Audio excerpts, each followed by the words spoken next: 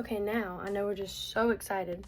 So things that we're going to talk about in this video would be things of how to recognize patterns. And you're wondering, what types of patterns? Well, it's not so different from the real world when you think about it. People are different, but there's things that make them similar, right? Well, with numbers, connecting them and going down to the root, just like a family tree, is how this is going to go about. Same thing in like the Fibonacci sequence. You probably don't know what that is. Well, in this video, you're going to learn exactly what it is. Oh, did you say you want to learn about recognizing patterns? Well, let's go. Now, I'm going to give it to my other fellow teammates so they can talk about it and go through some problems with you so you can better understand and apply it to your mathematical thinking. Okay, so today we are going to be covering two very special topics. One is what is the nth term, and then the other is the Fibonacci sequence. So the nth term, so in a sequence of numbers, n basically just means what place in the sequence your number is. So to figure out how to decipher what is the nth term, we are going to be using a very special sequence, the Fibonacci sequence.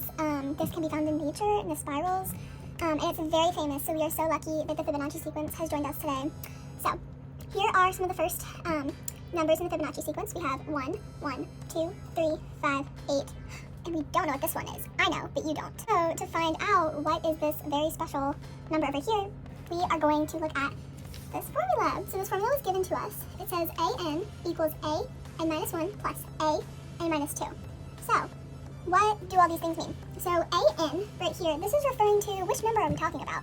So if we look at the Fibonacci sequence, n equals place, what place in the sequence? 1 is going to be a1 because 1 is the first term. So let's just go through and see what terms we're dealing with. a1 is 1, a2, the second term, is 2, a3 is 2. Did I say the second? 1, 1, 2. Okay. We have a4, which is 3, a5, which is 5, and a6, which is 8, and then a7, we don't know what that is. This is a7 over here. So we're going to plug everything into the formula. We're looking for the 7th term in the Fibonacci sequence. So we go back over here. We have an. So an is referring to what term? What are we looking for? We're looking for the 7th term. So we're going to do a7 equals a7 minus 1 plus a7 minus 2 for the n, because you're plugging in 7 for the n because you're looking for this. We're going to continue to solve the formula. We have a7 minus 1, that is 6, so a6, plus a7 minus 2 is a5. But we're looking for a7, so how does this help us? Well, we already know what a6 is and a5. If we look over here, a6 is 8, and a5 is 5.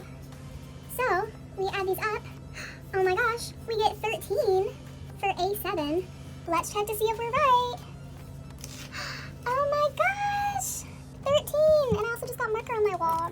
That is the Fibonacci sequence and how to find the nth term. So our next method of recognizing patterns is through difference tables, which is basically a way to determine a pattern in a sequence of integers that may seem to have no correlation at first, but once you break down the differences between each term, you can find a repeating pattern to find the next terms in the sequence. So for example, in this problem, it seems unrelated at first. It goes from 0 to 1 to 8 to 20, 27 to 64, etc. But once you figure out the difference between those terms, it's the difference between 0 and 1 is 1, the difference between 1 and 8 is 7, 8 and 27 is 19, etc., which still seems to have no correlation. But then once you go a step further and break those down, you go 1 to 7 is 6, 7 to 19 is 12, 19 to 37 is 18, you realize that they're adding by 6 every time.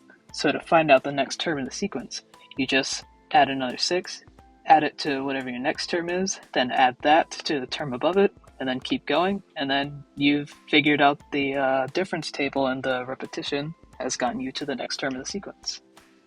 For a general overview of what we discussed today, recognizing patterns means identifying repeated or predictable sequences in numbers, shapes, or objects. In the Fibonacci sequence, the pattern is the consistent rule of adding the two previous numbers to get to the next.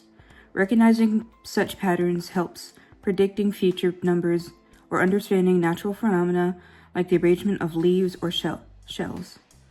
By simply recognizing that each term comes from the two before it, you can generate the infinite Fibonacci sequence and observe its many mathematical and natural connections. As stated before, the Fibonacci sequence is a series of numbers where each number is the sum of the two preceding ones. It starts like this: 0, 1, 1, 2, 3, 5, 8, 13, 21, 34, etc. By simply recognizing that each term comes from the two before it, you can generate the infinite